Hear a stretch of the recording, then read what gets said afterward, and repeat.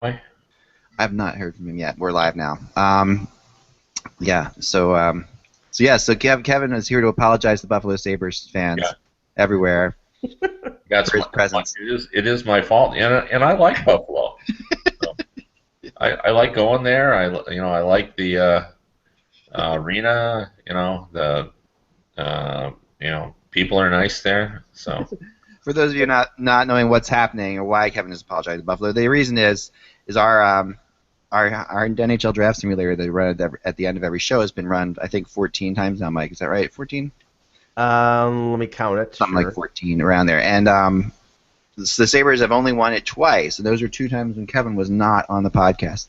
right. 11, So 11 times. 11 11 times. times. Okay, 11 times. So the Sabres have won it twice. Both times, the only two times Kevin was not here for the Yeah, I mean, I was actually on one of the podcasts, but I had to leave early. So right. I had to leave early. So he wasn't actually present. So today we're going to see what'll happen, and if indeed it is true that that, that Kevin should stay away from the lottery for Buffalo fans. well, it is interesting. Like, what would really be best for the NHL? I think that's an impossible question to answer because I think, initially what you would say is, well, you want to get them in a real media market like New Yeah. York or Toronto. But what teams really need them? Like Arizona. I mean, that could help stabilize that franchise if they. I mean, if he really is going to be Crosby-esque in his performance level.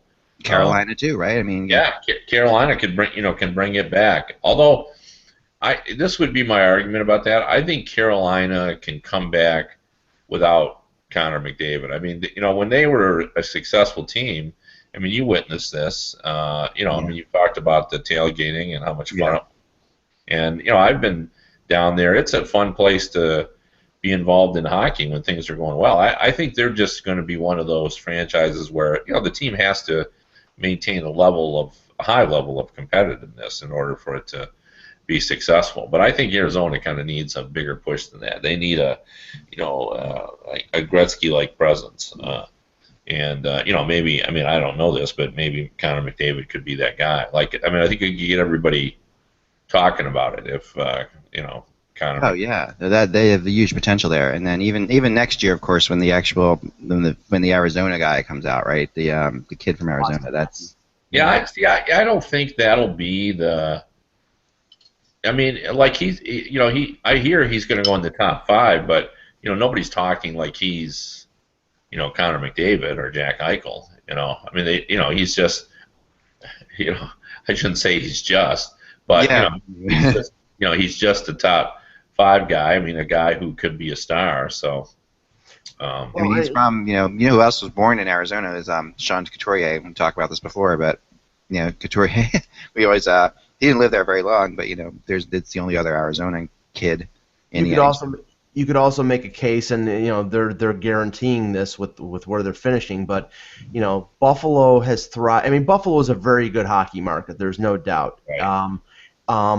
But they did thrive when they had centerpiece players like Perro in the '70s, with LaFontaine and McGillney in the '90s, with Hasek getting to the final in 1999. They need that central figure for this team to really be successful. I mean, they will still sell out games. They'll still be a profitable franchise. But I think if the NHL wants a team like Buffalo to flourish, Buffalo's putting themselves in the position now with Reinhart from last year and with whoever they get with McDavid or Eichel, that they'll have a really strong core group, and in a few years that they're going to be very good. But I think they need that core group, and they need to really do what they've done to be successful, and they're well on their way. Yeah. See, but here, my only argument to that is just kind of what you said. They don't really need to be great in order for their team, for the fans to support them. I mean, So when you know, you ask the question, what's best for the NHL? right? Yeah, that's what we're talking about. Like, they don't need the Buffalo Sabres to be a great team. I mean, because people come and they support it. We're arguing two different things here. I mean, Yeah. Yeah, you're right. You're yeah, right. I mean, I'm just talking about from the league perspective, where would it be best suited. I mean, going to Buffalo, that's just another Canadian franchise in my mind. I mean, they're going to be successful. These are devout hockey fans, and I think they can be a successful team without getting Connor McDavid. But and I can see the comments we're going to get right away on this question. This is a really good topic, and I'm just going to put this with all the show as well. Is just that we're going to tell people that we are defining what we think is best for the NHL. Yeah. Because we're saying that this is keeping Arizona alive, when a lot of people will argue that that's not what's best for the NHL in the first place. No, well, absolutely. I mean, and you could certainly make that argument. There are people who believe that it was a mistake, and it still is a mistake. But if you look at it from the league perspective, well, first of all, there's a history there. Like, right. In addition to Gary Bettman wanting that team to be in Arizona, they had to defend that. You could not have allowed Vasily to come in and disrupt the franchising rights of not just the National Hockey League, but of a pro hockey league. I mean, I'm sure all the other leagues were watching that fight as well. I mean, they had to fight that fight. Right. It was important that the franchising laws in the United States, are significant, and I think they had to sort of stand up for that. But saying all that, I mean, now if you're going to get a franchise in Las Vegas, and we don't know that for sure, but it sure looks that way. Yeah. Now all of a sudden you got Arizona, Las Vegas, 2 teams in Southern California. Those are all within driving distance, so it's a nice corner. But I respect the argument that maybe. I'm with you. I'm going to say that I've always been a fan of the team there, and I think the NHL did the right thing by putting a team there, and it's very unpopular among especially among a lot of my readers to say that, but I've always looked at the population base. It's almost the same as Philadelphia, the population base of the metro area of Phoenix, and it's a big area.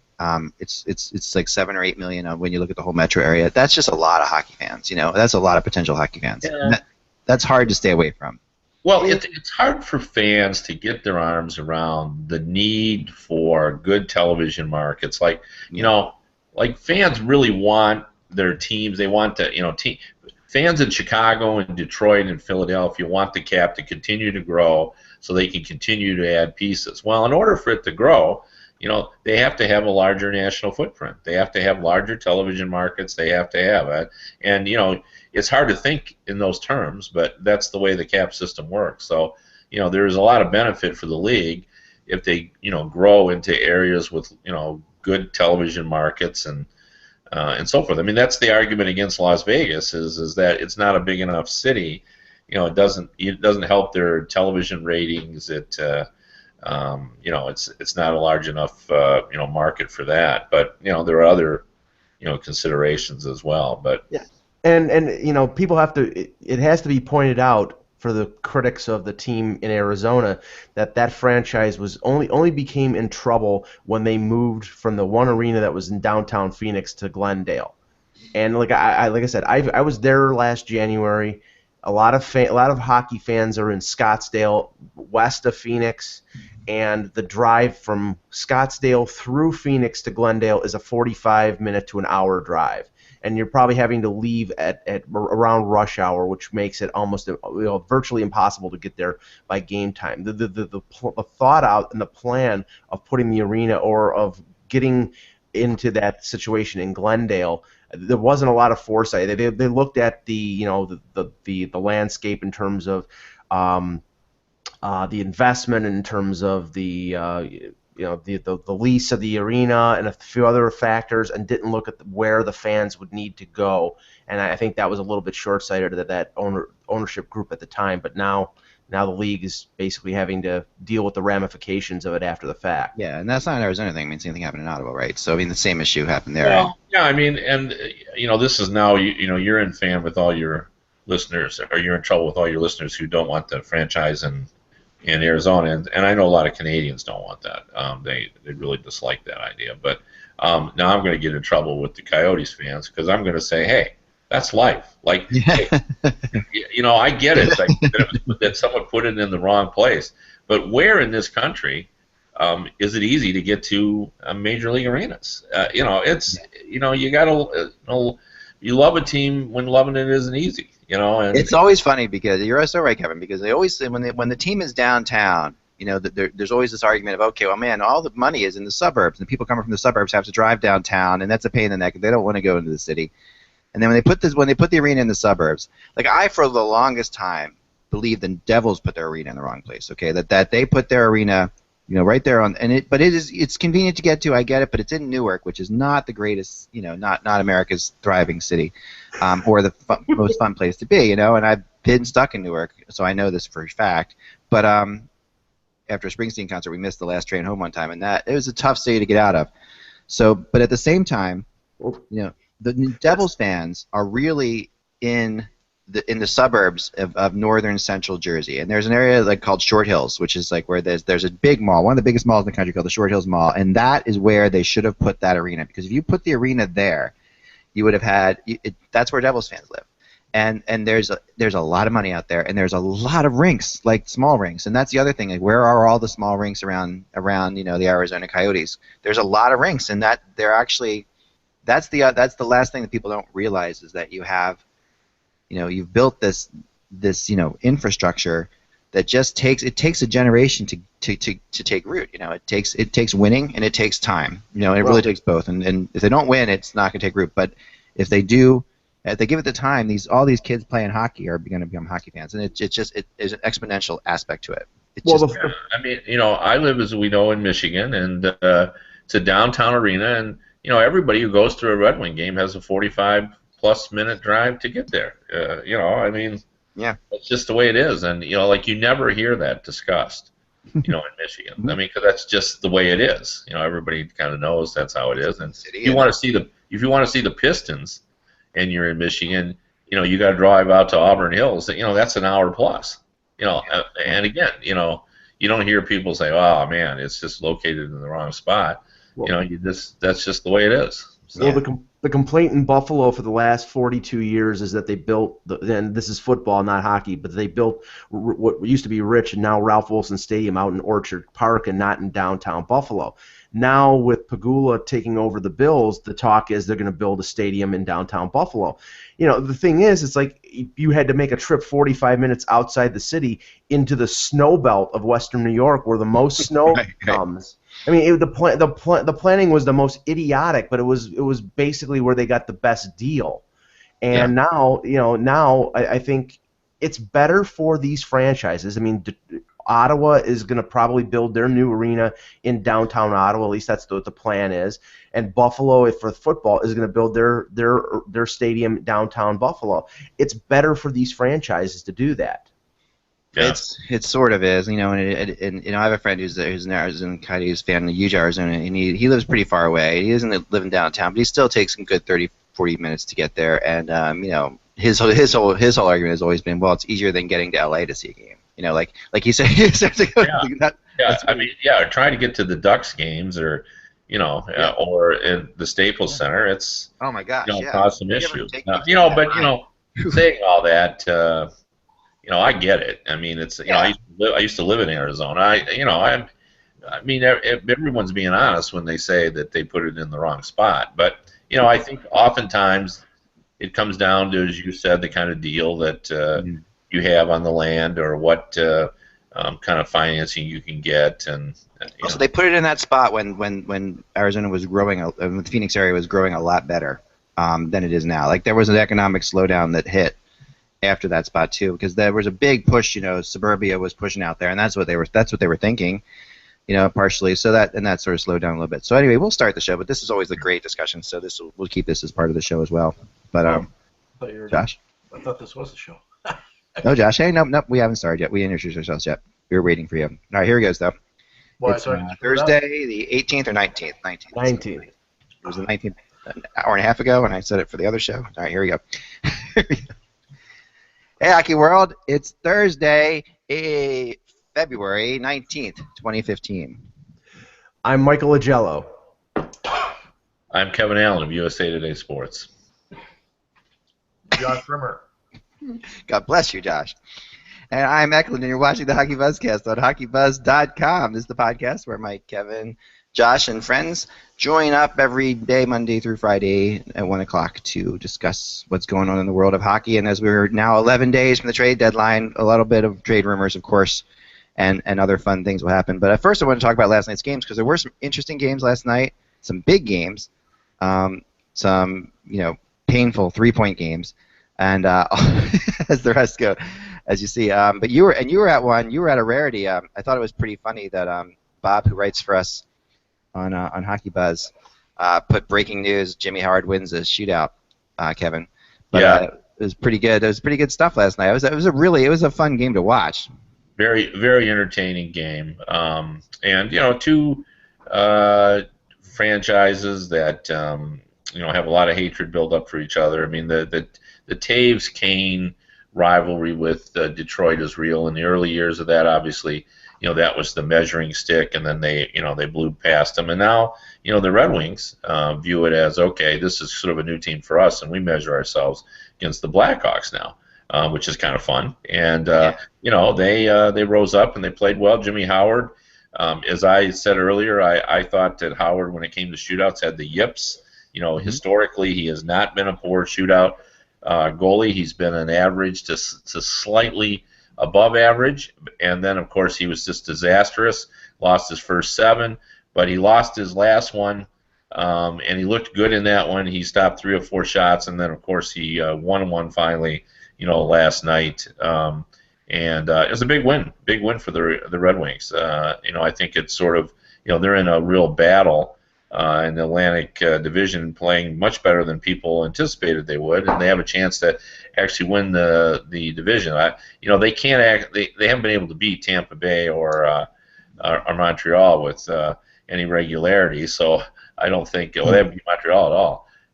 So in fact, I don't think they beat either team. Now that I say that. But they got a chance, obviously, to win that division, and they've played pretty well. But it was a good game. Yeah, versus the Atlantic, they're 9-8-6. Yeah. Versus their division, which is a lot of extra time games. But 9-8-6, yeah. So that's it was fun to see that rivalry, and makes you realize that Detroit probably is the most rivaled team in the NHL because they were so hated in the West and now are getting so hated in the East. They really have more teams that hate them probably than any other in the league right now. Mike.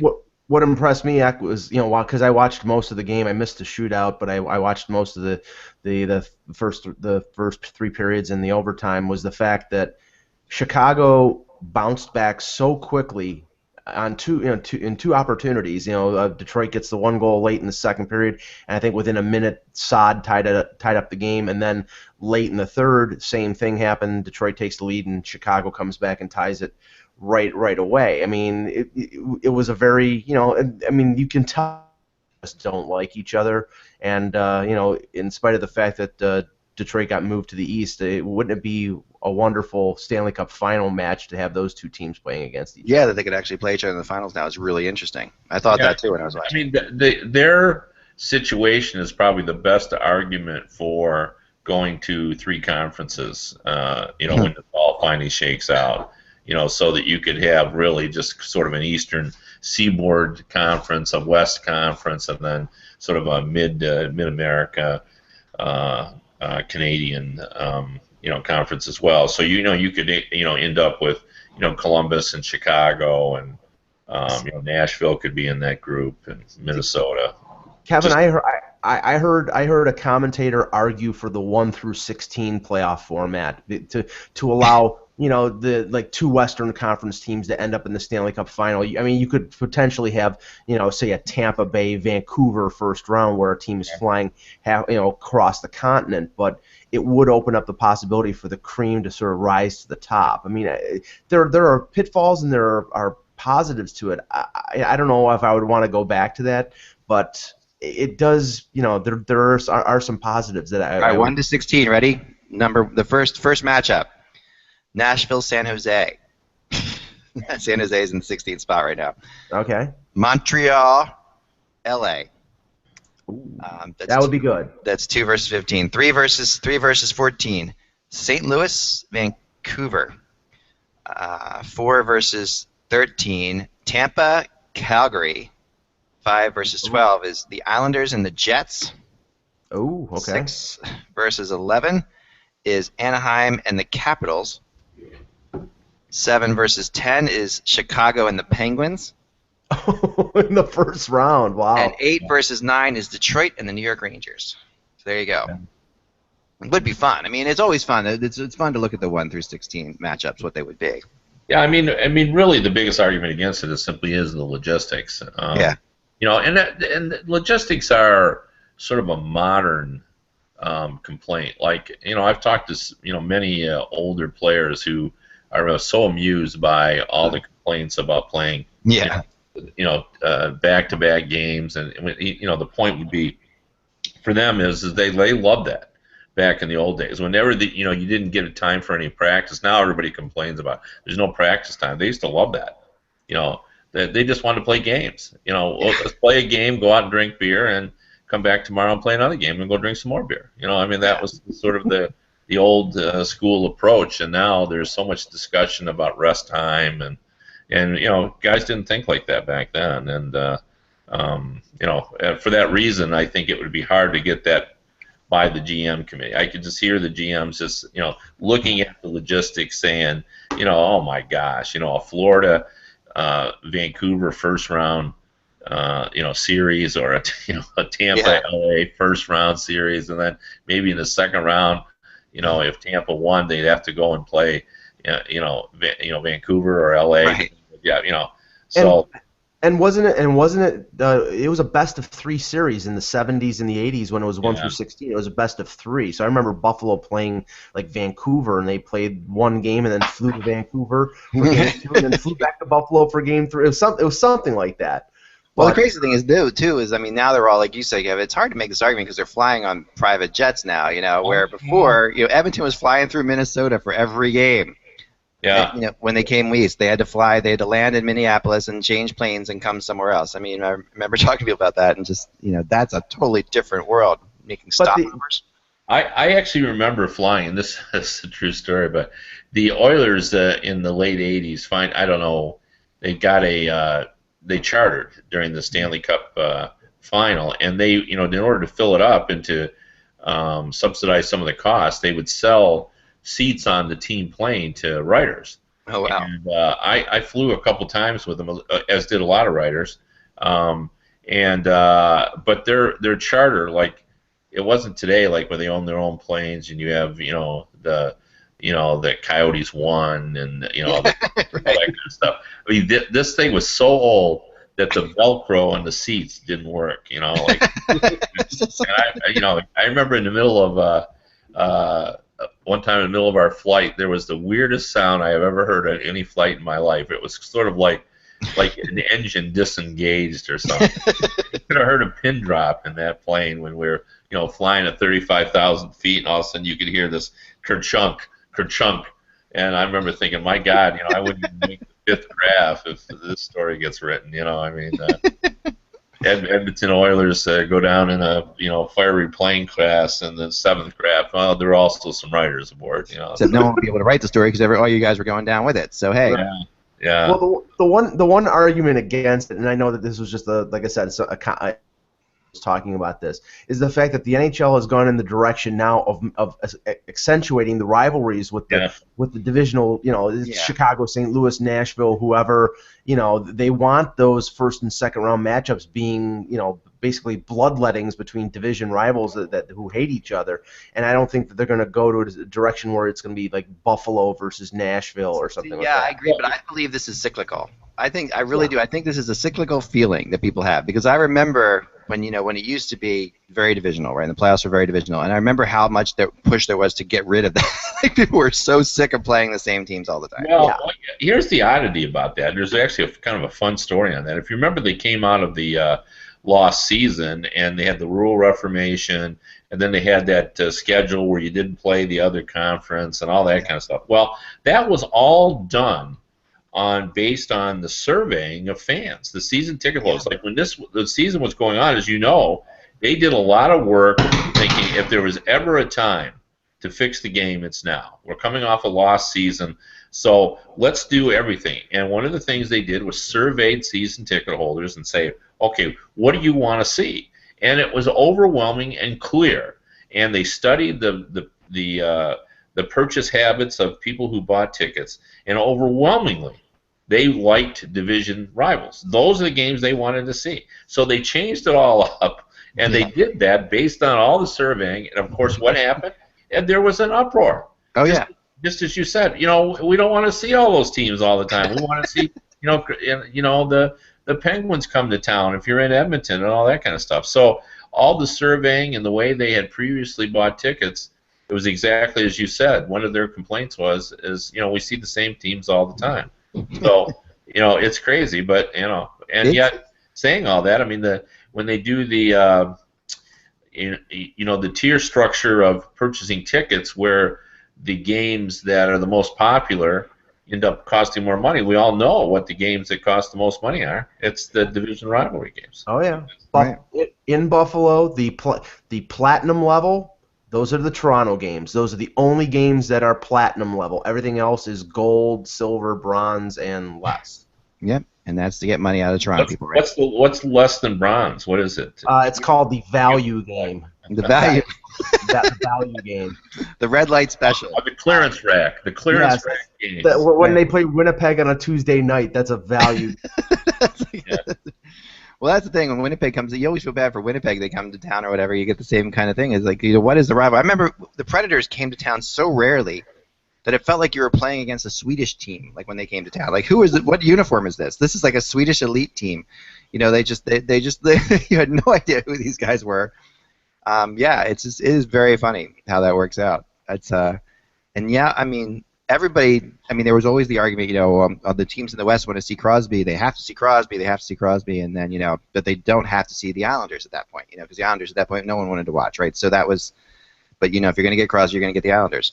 Well, one thing we should mention from last night, if I'm stealing something from Josh's news, I apologize, Josh. But PK Subban took a shot off of the skate last night. Had to leave the game. Came back later in the game against Ottawa, but was pretty hampered for the rest of the game. And there's some speculation coming out of Montreal today that they're not sure yet. I don't know if they've done X-rays or anything like that he might be injured. And if he is injured, with the problems that they've had with Gonchar being out already, he's probably concussed because he got hit behind the net by David Clarkson last Saturday. It just accentuates the need for Bergevin possibly to go out and get a defenseman before the deadline. I'm not sure if that was their aim or they were going to go for forwards, but if Subban is hurt, then it might move up the need for a defenseman. It depends how serious, but yeah, if Subban's out, you've got to think they've got to go for a defenseman because Subban is so important to that team.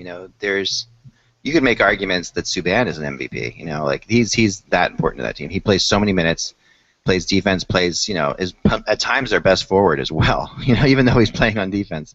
Kev? Well, for sure. Yeah, I mean, Carey Price has been phenomenal, and he's been crucial to them. But I agree with you. I mean, PK Subban is the guy that carries the mail for them and handles the pressure amazingly well. And we talked about this even when he re-signed. Like I thought, if I'm the fans in Montreal, I worship this guy because he wants to play there. That's clear. And not everybody wants to play in Montreal because the pressure is so great. And when things are going well, they're going well. But when they're not, it's not a fun place to go out to dinner. When you're a hockey player. So. That would be a terrible loss. I mean, obviously, you would never be able to replace a guy like Subban, but you have to at least find a guy to eat up some of the minutes because he plays so often. I mean, didn't he? I think I read that he had played almost 30 minutes, or he played 30 minutes plus. Against Toronto, he played 35 minutes, including the overtime. So he's playing half the game. That's crazy against the Maple Leafs. Against certain teams, against the Maple Leafs in a late regular season game, playing Subban that many minutes is nuts to me. It was a 1-1 game act. They were trying to get the goal before the overtime, and then he played most of the. He had a shift. He was over 4 minutes on the ice. He was stuck out there for the power play. And then he couldn't. It was during the second period, and he couldn't get back to the bench. He was out there for over 4 minutes. Always at this time, I quote my good friend Bill Gadsby, the Hall of Fame defenseman, who always says, and he played in the 40s and 50s and into the 60s. He said, when I only played 35 to 40 minutes, I thought it was an easy night. Because, obviously they only played about 4 defensemen. The top pairing played, quite a lot. I mean, even at forward, Gordie Howe would play over 30 minutes a game.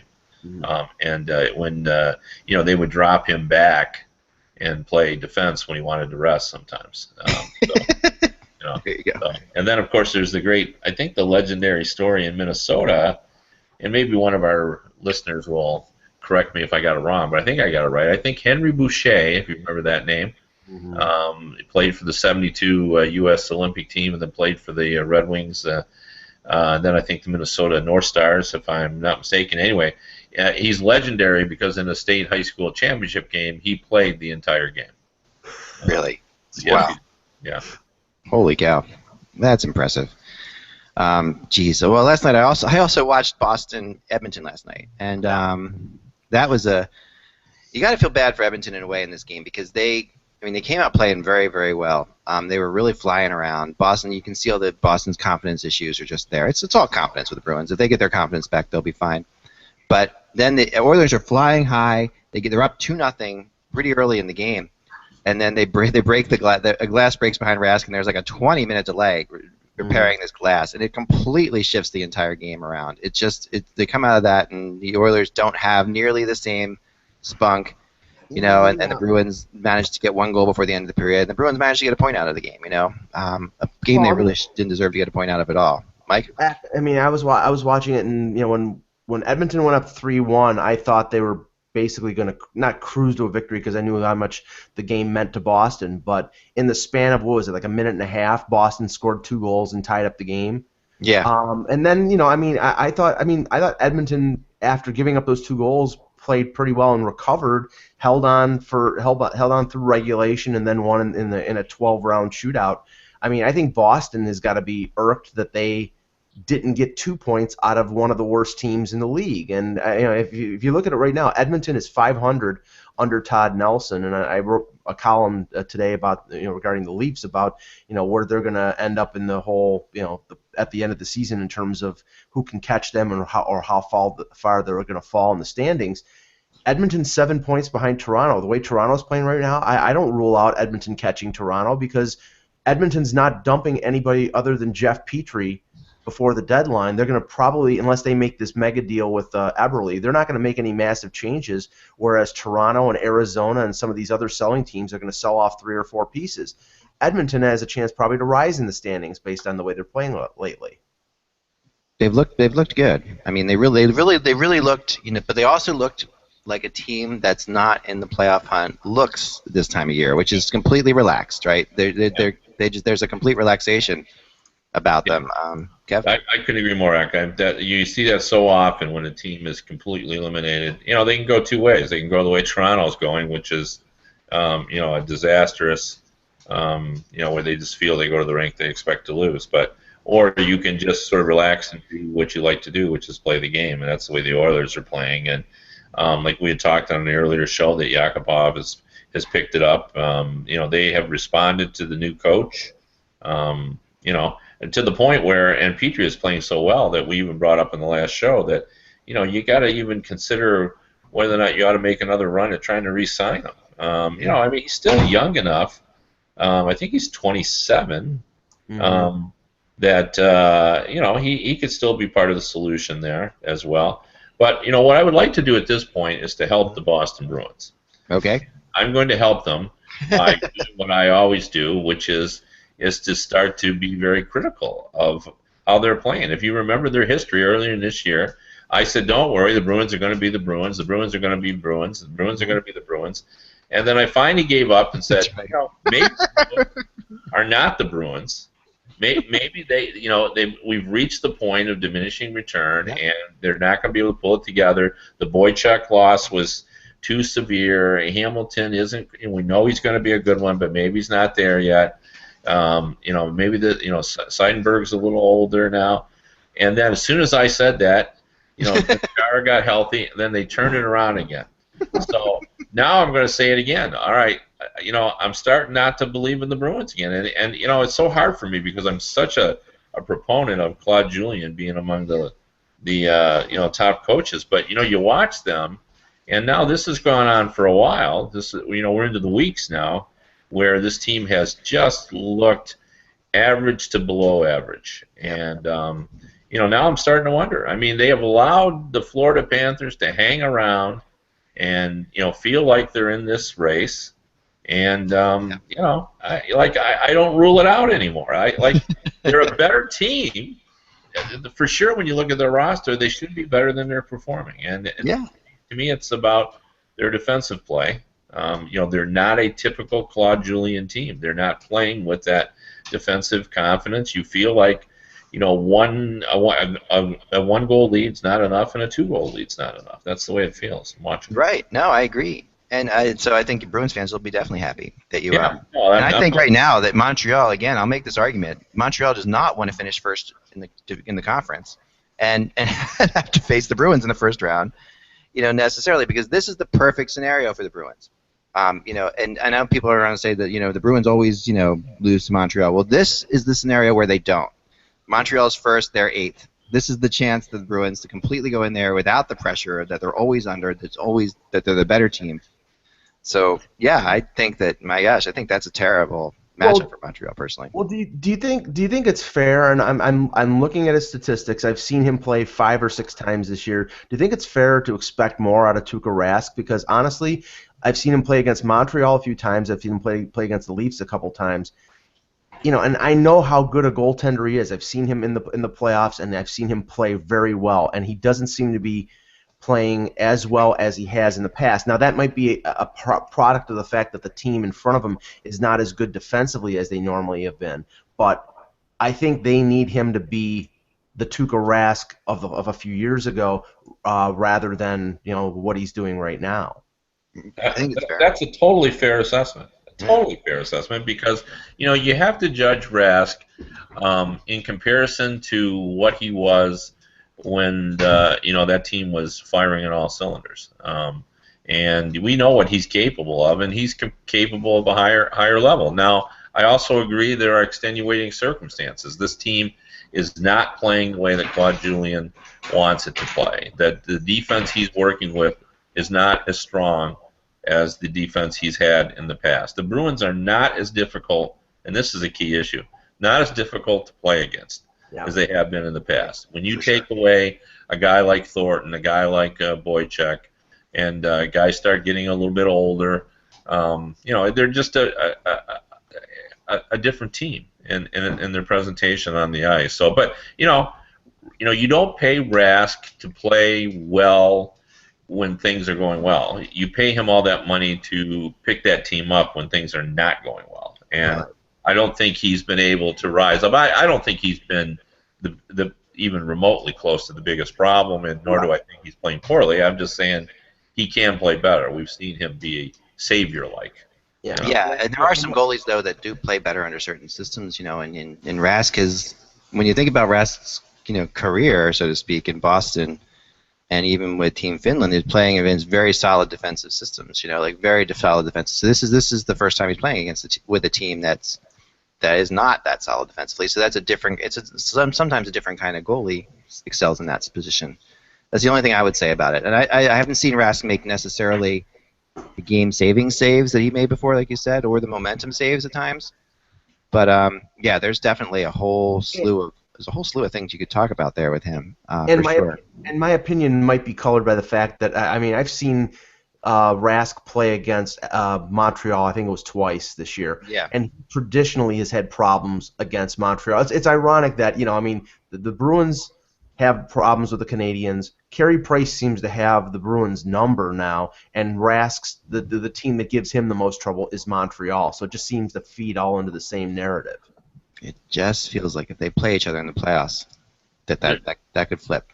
There is one more team we really need to discuss because when we woke up this morning, the San Jose Sharks are not in the playoffs. Yeah. Now, the last time the Sharks didn't make the playoffs, Joe Thornton was a Bruin, and Thomas Hertl was 9 years old. Right. It's been a while. Yeah. 2003 they didn't make the playoffs, and they've been in the playoffs for 10 consecutive seasons. The only other team other than the Red Wings, that have been in the postseason every season since the lost season.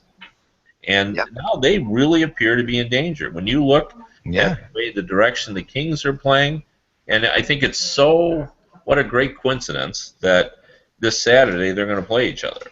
It's going to be a great game. I mean, it's going to be a phenomenal game. It's a crucial game now for the Sharks. The Kings are going in one direction now. They've won 6 in a row, is it? Yeah. Yep. And I think the Sharks are 2 losses in a row, and I think they're 3-5-2 in their last 10. Right. And here's the problem on the Sharks, and I looked this up today because I wanted to make sure I was right on this. They are an average offensive team right now. They're 16th in the league in goal scoring, but this is the shocking part: 23rd in the league now in goals against. Yeah. 23rd for a Sharks. And this is even more remarkable. They're basically, the games they do win, it's on their power play. They are 24th. The San Jose Sharks with Thornton, Marleau, Pavelski, Logan Couture, Hurdle, 24th in 5-on-5 scoring. Wow, that's crazy. They've got way too much firepower for that. Yeah, and the thing is, Kevin, if you look and just by the mention of potential rumors before the deadline, they're, other than the hint of maybe them moving Antti Niemi, they're not a team that's really being mentioned as making any kind of moves to try to improve themselves. I know they don't have a lot of cap room, but I mean, you would think that Doug Wilson would try to do something, or if he's just going to sink or swim with the roster that he currently has. Yeah. I really think that Dan Boyle's loss was way bigger to them than people realize. And I watching them play, I just really feel as if he was such a pillar for them, and he could play every situation for them. And they didn't replace him; they just let him go. And when they let him go, that's why I picked the Sharks not to make the playoffs, was because Boyle was gone, and because they didn't fill that spot. They didn't come up with a player who was going to come in there. I mean, Vlasic's a great defenseman, but they needed more than him. And to me, Burns has been great as well, but Boyle just was such a solidifying force to me. And they played 2 more games in Minnesota, Dallas, or LA too, which is not good for them right now. They've got 2 extra games played, so those 3 teams have played 2 less games. So they're really in a spot. I mean, they need to win to beat the Dallas Stars tonight, or if they beat the Stars, they're back in a wild card spot. But I don't know. To me, the symbol of the Sharks' problem is Marleau, who's been one of the more consistent goal scorers in the NHL. He's got 11 goals in 59 games. This would be his worst offensive goal scoring season since 2007, 2008. Yeah, that's a good point. Yeah, I mean, it's just an indicator, because it's certainly, I'm not heaping all the blame on Marleau. I mean, it's just an indication that this team has. But that filters down to the play. It filters down to the power play, and everything else, because that plays into all of that. Marleau's, they need Marleau to come up with games there. Tonight's before we hit the rumor, I only have one really rumor today to hit. We hit a bunch of them yesterday. I do want to mention that the game of the night tonight is another one of these that you never would have predicted being a game of the night, but is Nashville and the Islanders are playing each other. It's like 2 of the top teams. The Islanders are 1 point behind being the top team in the East, and of course the Preds are leading the way in the West. But it's funny when you think about that as a potential Stanley Cup matchup. The Predators and the Islanders. That's just a few years ago unthinkable. So that's going to be a good one. It's going to be a good one tonight. Plus, you could make the President's Trophy. It's certainly not a real big thing, but it probably is if you're the Nashville Predators and New York Islanders. I mean, for sure. If either one of those teams, and the Islanders.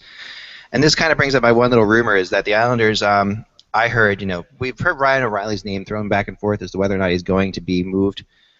Somebody I talked to late last night told me that don't be shocked if the Islanders get in on that one. That Ryan O'Reilly, if Ryan O'Reilly's available, the Islanders would like to do it, and the Islanders could do it now as opposed to waiting to the, now this is if the Avalanche were to decide to blow this up. Now the Avalanche are still in it, but they're only in it barely. And if Ryan O'Reilly's not coming back, and the Islanders have a lot of prospects to move, So there's a potential fit there. A lot of good defensemen too. A lot of good young defensemen. If the Islanders were to pick up Ryan O'Reilly right now, I mean, think about how that throws out the Eastern Conference all of a sudden, because that really is a serious upgrade to a lot of teams who are very, very, very much in the same boat, similar, and it could actually throw the Islanders over the top in some ways. Your thoughts, Kev? Yeah, I wouldn't disagree. I mean, we were talking earlier show about the fact that we don't have the big name guys like we had last season when we had Marty St. Louis moving, and we had Ryan Miller moving, Thomas Vanek moved, Marian Gaborik moved. We don't have those. We have guys like Vermette. So you bring Riley in, and suddenly that's a pretty big offensive name that could really change a game. So, and he would help the Islanders for sure. Yeah, perfect fit for them, Mike. The only thing that mitigates a good return for Colorado is the fact that he is a UFA at the end of next year, and I mean, you would think that if the Islanders were going to make and give up significant assets for O'Reilly, and I can just say Griffin Reinhart or Del Cole or Ryan Strome or whoever, they're going to expect a premium young prospect back in a deal like that the Islanders would want to get him signed on a long-term deal. They're not going to trade one of their former first-round picks, who there is a building. Well, that would never happen with the Islanders. Come on. No, I know. But, there's a history there. This is exactly what the Islanders do. I know. I'm with Mike on this. I'm with Mike. Okay. I totally agree. They're not going to move a big-time, player for him.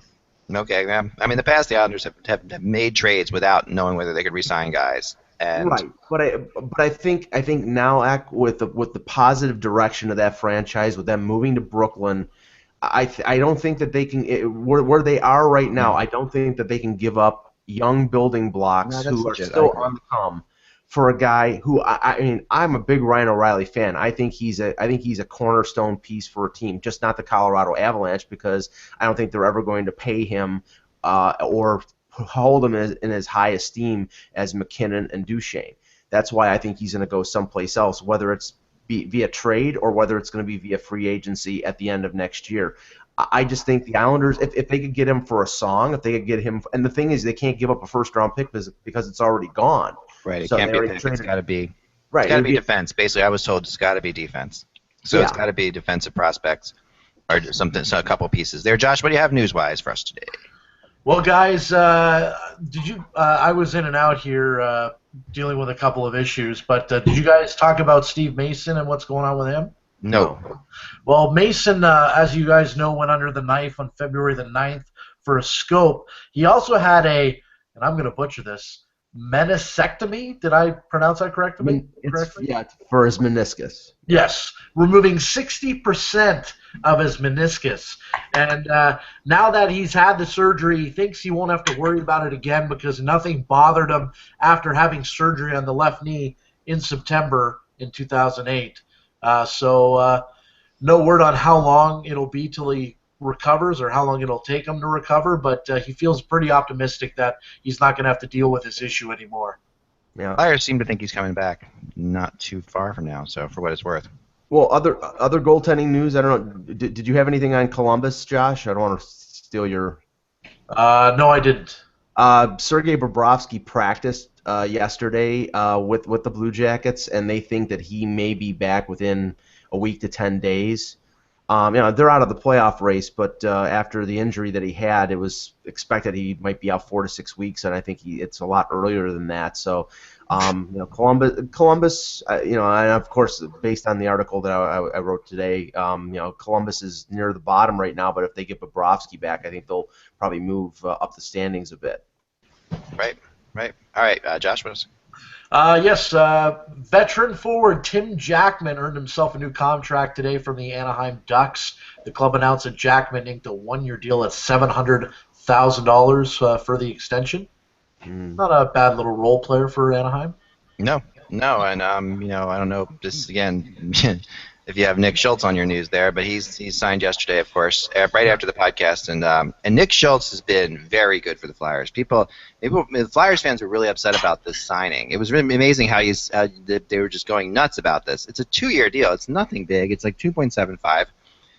he's been well worth that for what he's done for this team. And you can sit back and say, I mean, he wasn't really supposed to. He was supposed to be the extra defenseman when it all started, right? And he's turned into the best defenseman on this team. Will probably win the award that they have, the Mark Howe Award or whatever they call it, for the best defenseman. Barry Ashby Award, I guess it is. But he'll win that award. He's been that good. He's a real good leader. He's a real good person. I think he's great in the locker room. Nick Schultz has been phenomenal. So 2 years is nothing. So anyway, I just throw that out there. It's a good deal. Continue, Josh. Guys, just 3 points out of a playoff spot and in the mix to be a deadline buyer. The Florida Panthers will be interesting to watch on March the 2nd. But to hear Coach Gerard Gallant explain it, any potential deal would involve the Panthers' young prospects. I don't foresee that happening, Gallant told CBS Radio Miami. We're staying the course. We're going to play our young guys because our young guys are playing very well, and they're a big part of this team. I'd be shocked if anything like that happens. You have to get an unbelievable offer, but we're planning on doing this for the long haul. Yeah. Yep, I think that makes sense. They're going to have to move Bergen. Obviously, on the heels of the whole Phil Kessel rumor to Florida. So that's why he weighed in on that. Really good article, Kevin, by the way. Kevin, was it yesterday your article on the Maple Leafs and what they could do? Yeah, I just sort of talked about all the different possibilities of how tradable the players really, were. I just listed, a handful of their players. I thought it was great. It definitely is something you guys should check out for sure. It was, as much as I don't want to talk about the Maple Leafs on the show, we're just trying not to talk about the Maple Leafs. It's kind of like going into a candy store and trying not to eat candy. We're trying our best. It's inevitable. It's inevitable. We know we're going to eat candy. You can't turn away from the Maple Leafs. Right. You can't turn away from the Maple Leafs. So. Especially this year, when they actually could become. They could throw this whole thing into it. They could throw a big monkey wrench into this if they dealt Kessel. So anyway, Josh, go ahead. I wasn't even going to bring up the Leafs today, but anyway. Sure. But I will go. I think it's is it up the. I don't know. I forgot what highway it is. Anyway, in Ottawa. Last night, report came out that Brian Murray has asked Chris Phillips if he wants to stay or move on. What do you guys think he chooses here? What team could benefit from his abilities? I know he's injured right now, but, is there a team out there that you could see him being a good fit? Possibly? How about the Boston Bruins? I was just going to say that. He was born to be a Bruin. Yeah, I agree. I'm going to say San Jose right off the top there. If I'm San Jose, this is the guy I go get right now. Because this is a leader. You bring in a guy who can play all, help you in all different spots. Yeah, that's my team. But does he want to leave Ottawa? He's been there for a long time. Yeah, he's been there the longest, right? He's their captain. Do you see him wanting to move, or do you think he'll? I know him a little bit, and I wouldn't be shocked if he would move just to live at a hotel for a couple of months, take a shot at the cup. I think that's possible. I don't think it's impossible. He'll end up back in Ottawa, but I think that it's possible. Yeah, this came up when he signed his most recent deal. There was a lot of talk about him being moved, and Boston came up, and then he ended up signing the contract. So maybe there was talk about them possibly trading Chris Neal before the deadline and asking him if he wanted to waive his no move or no trade clause, and he broke his thumb, so that's pretty much out the window. But yeah, I heard he wasn't going to waive it anyway. I heard that wasn't going to. That's just what I heard, but whatever. Possible. Anyway, Josh. That is it, guys. That's it. Okay, so we got the draft lottery simulator, and no, it's not going to be Buffalo because Kevin's here today. So let's. Right, no Buffalo. Let's run it up. And here we go. We got a winner. Stop winning.